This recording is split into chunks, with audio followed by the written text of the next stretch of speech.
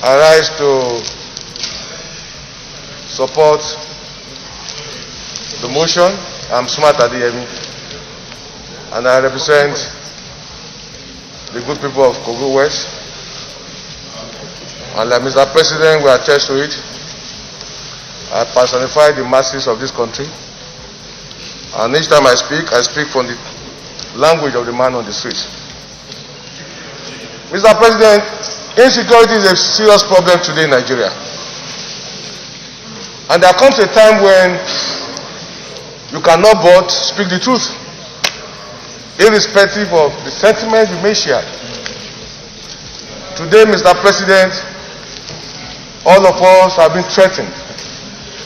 Our families, our nation, our state. Order. A lot has been said this morning, Mr. President, and I want to thank you for giving us time to speak expressly on this issue. Like my sister was saying, there comes a time when talk will talk itself. There comes a time when truth will become like a torchlight in the midst of silence. So you are forced to talk. Mr. President, we need not run away from the fact that more than ever before in the history of our nation, this is the worst instability we are facing. In fact, this is worse than the Civil War. Are you in PDP? Mr. President, the solution is very simple. Today there are a lot of misgiving, a lot of misinterpretations of what is happening. Some people believe, some people in government are supporting this move. Some people believe, some people sponsor those who are destabilizing our nation within the country. The answer is very simple. We cannot pretend that we are capable of confronting the situation in our hands. America, as powerful as they are, when the pandemic came, got to a point that China had to claim, they came to their rescue. We shouldn't pretend that we needed foreign support now.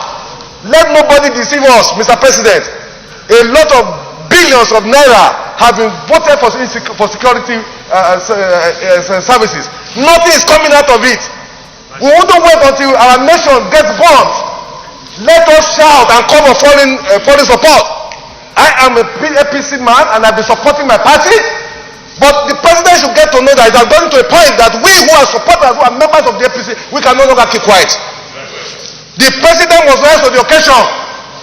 You will not see the truth and you are afraid to say it because you will die. We must open, Mr. President. The nation is on fire. The president must rise to the occasion. It costs us nothing to get foreign support. We must rise to the occasion. We must bring in people to save this country, or else we will be consumed.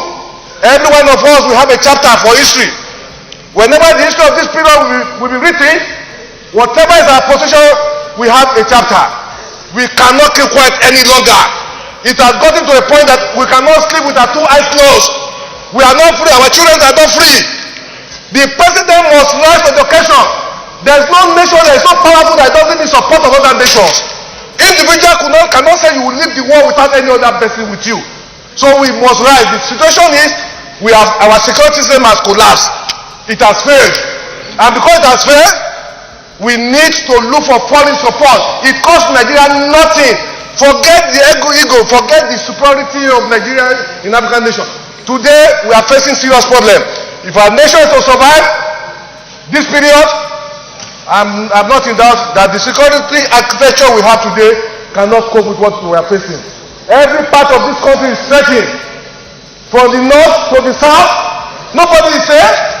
Nobody can travel 50 kilometers in our nation. I feel like shedding tears for a country that we grew up, where nobody harasses you when you travel from Lagos to Maiduguri. I done it in times past. Today I cannot travel from here to Kaduna to Niger State where I was born.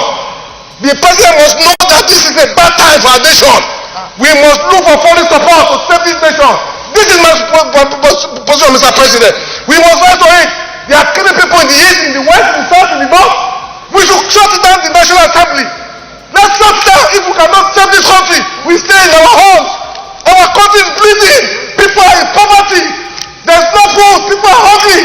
Insecurity is threatening us. We cannot pretend. It's better we're not here. Everybody here, people are dying. Every day Nigerians are dying. We must learn to education. And so me, Mr. President.